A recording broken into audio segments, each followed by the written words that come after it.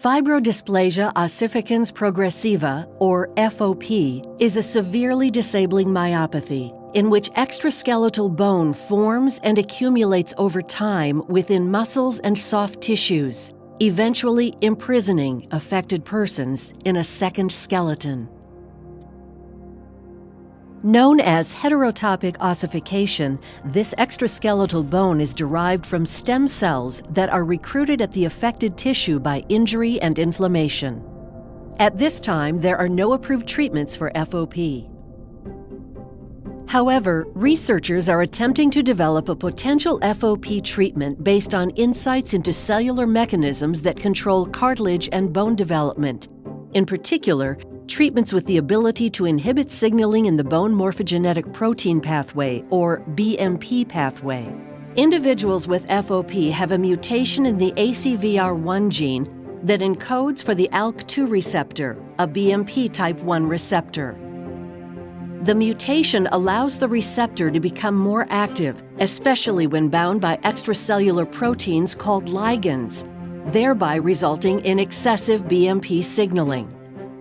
Intracellular protein messengers called SMADs are activated by the addition of a phosphate group and then form complexes that deliver the excessive BMP signaling to the cell's nucleus.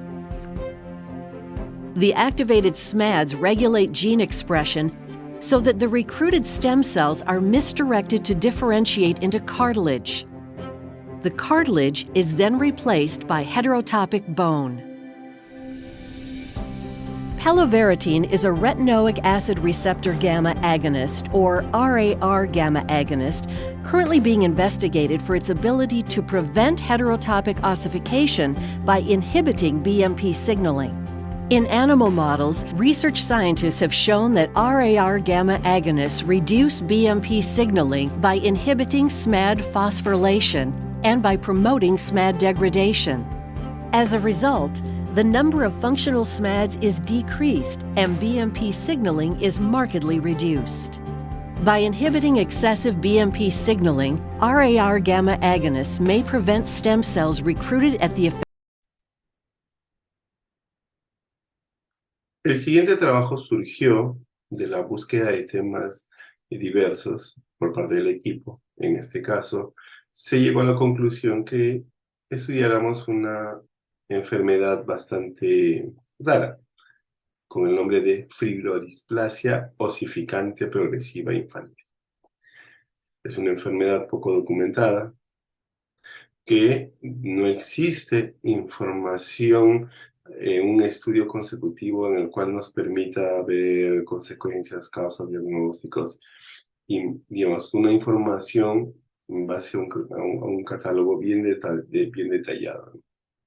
Es interesante este tema, por lo cual hemos decidido poder darlo a conocer.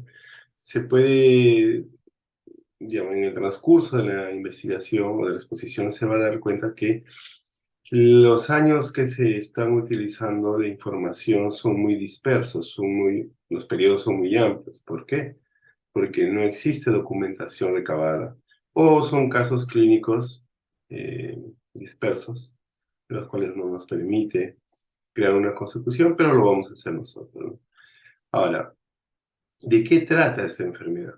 Básicamente, es la mutación de un gen, el gen ACVR1. Es el gen que osifica ligamentos, músculos, tejidos blandos, tendones, y obviamente también tiene su parte que el cuerpo humano depende de las distintas reacciones que vaya a sufrir en el tiempo, va a generarse ciertos problemas o acelerar el problema en este caso, ¿no?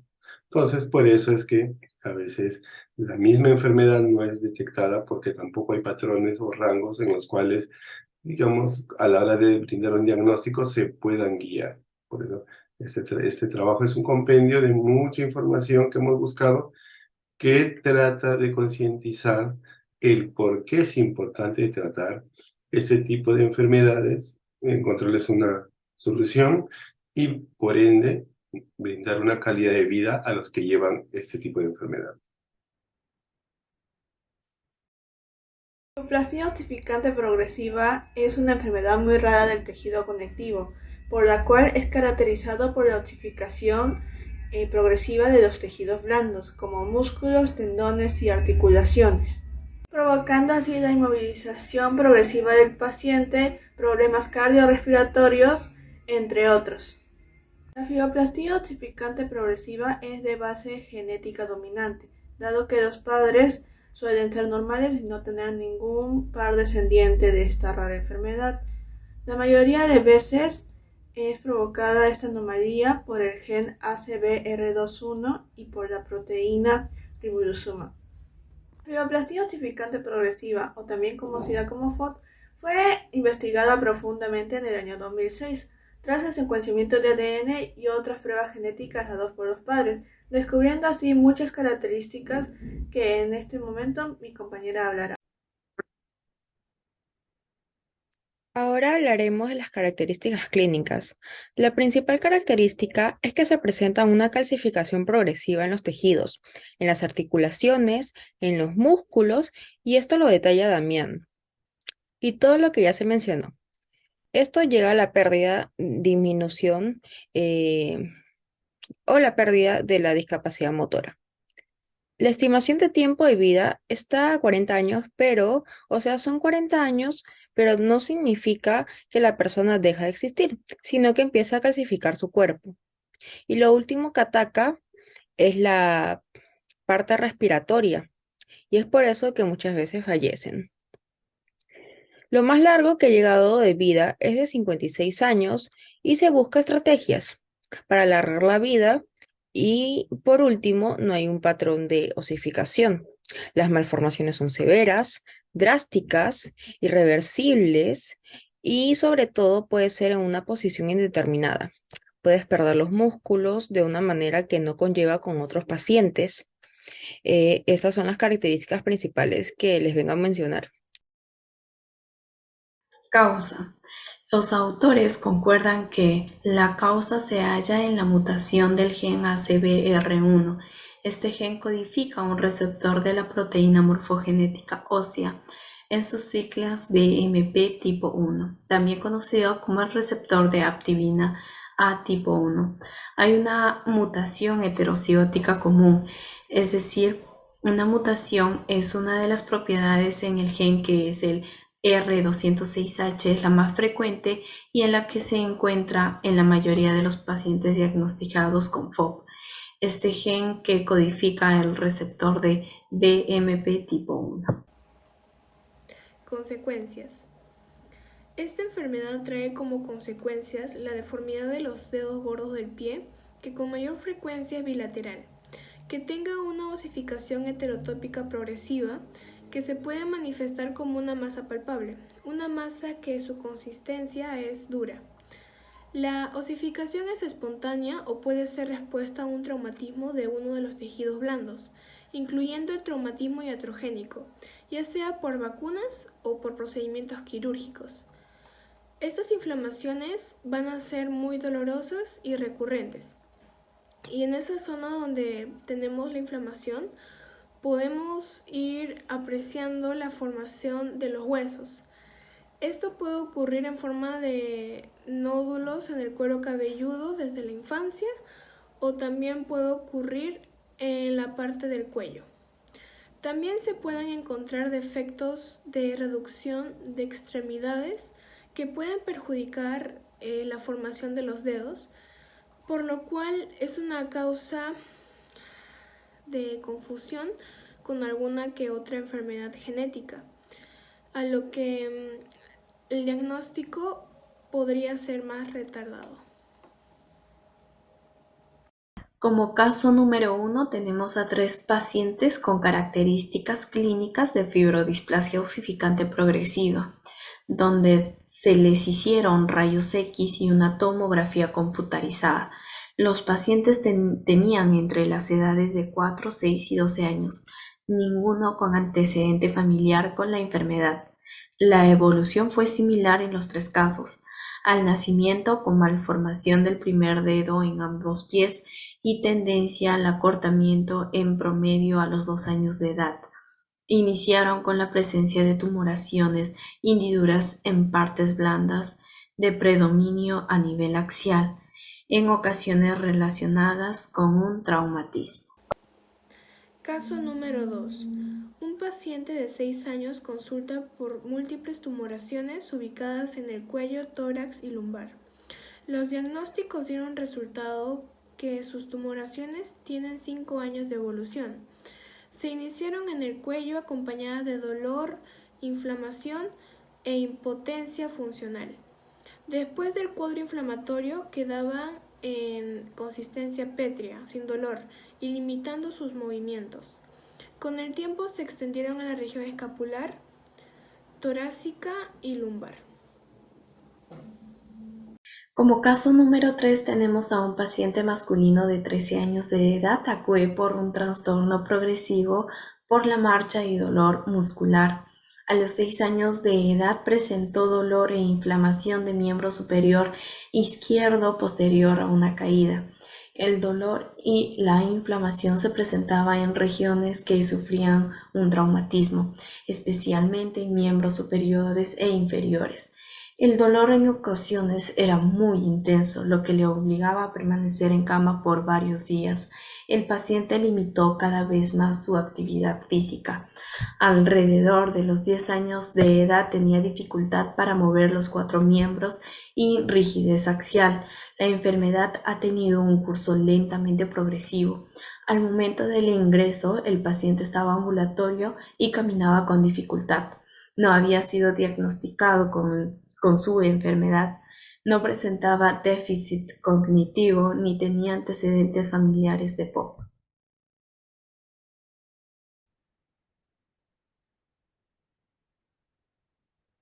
Hablar de diagnosticar esta enfermedad se hace bastante difícil, porque como ya hemos visto, los casos son escasos y la información documentada también es escasa.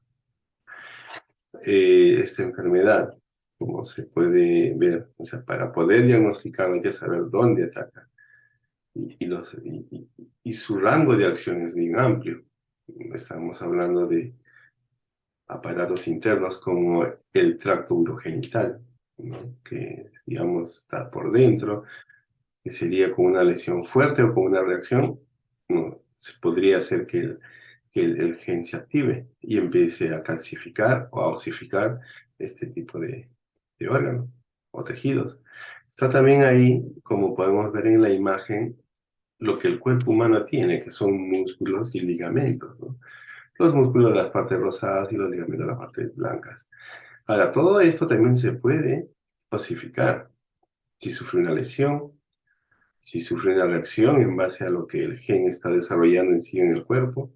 Entonces, literalmente podemos desarrollar un armazón interno al sostén que ya tenemos, que es el esqueleto humano, ¿no?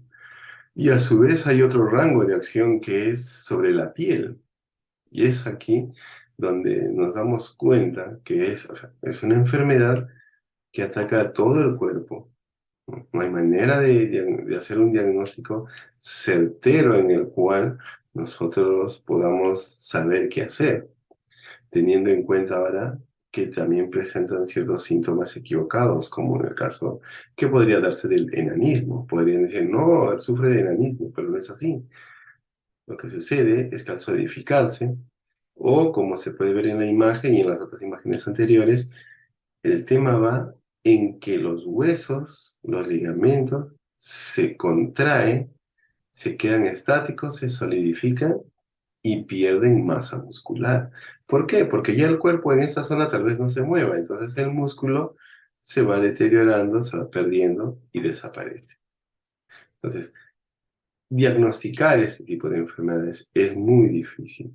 ¿Por qué? Porque no hay un orden establecido de cómo se va a hacer y porque en el tiempo son escasos los casos y también la investigación no ha sido llevada, digamos, de manera consecutiva en todos los años porque no se presentan los casos.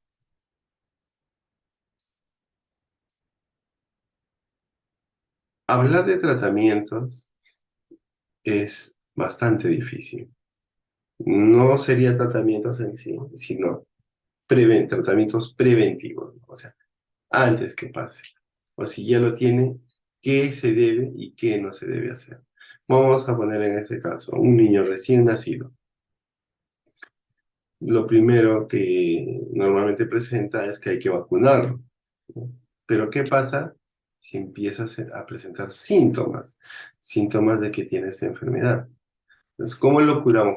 Mejor dicho, ¿cómo lo protegemos contra una pandemia como el que hemos sufrido? Entonces, ahí hay una técnica en la cual se le aplica una inyección, pero a 15 grados, a un ángulo de 15 grados. ¿Por qué? Porque no se debe eh, afectar la piel en sí. Entonces, la vía sería una vía intradérmica y no una vía subcutánea, lo cual nos permitiría prevenir con esta vacuna, pero no lastimar la parte más sensible donde el gen podría activarse, ¿no? También están los tratamientos preventivos como en el caso de que el paciente no debe sufrir ninguna lesión, ¿no? Tanto donde esté siendo atendido o como donde esté viviendo, donde esté haciendo su vida. Porque ese proceso puede hacer que se active. Ahora, también parte para hacer una prevención o hacer un tratamiento, se necesita que las entidades del Estado, por medio de los comités o juntas médicas, pueda poner, digamos, en debate este tipo de enfermedades, porque necesitamos documentarlas, necesitamos saber qué hacer, o sea, qué opciones tenemos para no acelerar el proceso, porque todavía no se encuentra una solución de detener el avance de este gen, pero sí se podría, digamos, al analizar más casos, al registrar más casos, se podría decir, oye, ya, ok, desde este punto de vista, si pasa eso, pasa aquello. ¿Por qué? Porque muchos de los diagnósticos, como se ven ahí en el dato, el 90% de los casos diagnosticados son errados. Los confunden con cáncer, los confunden con un tumor X, los confunden con una mancha. Entonces, y a veces está el caso, ¿no? De que si el paciente no lo sufre, se le expone a pruebas que, digamos, no necesita, o en todo contrario, mm, hacerle pruebas y sin darse cuenta, o sin tomar en cuenta los síntomas, o en todo caso las primeras evidencias, empezar a dañar la piel, empezar a dañar el cuerpo, acelerar el proceso. Por eso es que se solicita que se reúnan las juntas médicas y puedan debatir este tipo de situaciones para tener una situación en la cual nosotros basarnos. Recomendaciones. Para las recomendaciones se ha tomado en cuenta todo lo investigado y para nosotros la información más relevante fue la de Contreras, Ávila y García en lo que es las recomendaciones. Como ya sabemos, el padecer de esta enfermedad dificulta mucho a la persona en llevar una vida rutinaria normal, por ende debe tener ciertas recomendaciones. Según Contreras 2009, se debe de evitar tener lesiones como caídas, ya que las personas con esta enfermedad son más propensas a sufrir golpes más graves.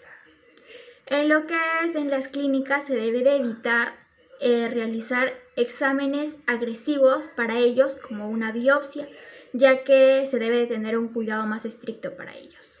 También se debe de evitar llevar un tratamiento invasivo como las inyecciones intramusculares, ya que los pacientes con esta enfermedad deben de tener un poco más de cuidado. En lo que es para evitar los tratamientos odontológicos agresivos, se debe de realizar una profilaxis como método preventivo, ya que si es que el paciente llega a tener algo más grave, le puede afectar mucho. Según lo que podríamos comprender a Contreras 2019, el tener conocimiento de esta enfermedad desde su origen, desarrollo y causas podría ser muy bueno para la comprensión de esta enfermedad, el cual ayudaría al desarrollo de terapias que podrían ser prometedoras para los futuros pacientes o para los pacientes actuales. Se dice que en la actualidad está en investigación, pero se considera de que estas terapias cambiarían el curso de esta enfermedad, que hasta ahorita no se sabe completamente de su estudio. En lo que se pudo comprender a García 2022, es que los pacientes quedan incapacitados con limitaciones funcionales y con secuelas estéticas, los cuales se dan a medida de que empiezan a tener brotes. Por ello se debe de evitar y prevenir cuidando a los pacientes y a los posibles casos, ya que esto principalmente afecta a la paraespinal, que es el encargado de la postura corporal. Asimismo, los pacientes con esta enfermedad no deben de realizar ejercicio o algún deporte, ya que, como comentamos, les afecta a la paraespinal y no pueden llevar una vida rutinaria o cotidiana como siempre o como una persona normal. Conclusiones. Llegando a la parte final de la exposición, en nuestra investigación monográfica se llegó a la conclusión de que es importante dar a conocer sobre esta enfermedad de la fibrodisplasia ossificante progresiva, o también conocida como el síndrome del hombre roca, que como sabemos se trata de una mutación hereditaria, pero no se sabe su patrón de aparición. Como ya se comprende, esta enfermedad es desconocida para la mayoría de personas, ya que sus causas no se cuentan con los patrones de desarrollo establecidos, ya que el gen ACVR1 es el primer causante de esta patología en un recién nacido, el cual activa la enfermedad provocando ossificación en músculos, tejidos y cartílago. Y por último, es importante saber que el diagnosticar esta enfermedad es muy dificultoso, ya que los casos que se presentan son muy escasos, que se puede dar 1 en cada 2 millones. Y en la mayoría de los casos, para poder diagnosticar esta patología, los pacientes quedan lesionados, el cual esto acelera el padecimiento de esta enfermedad.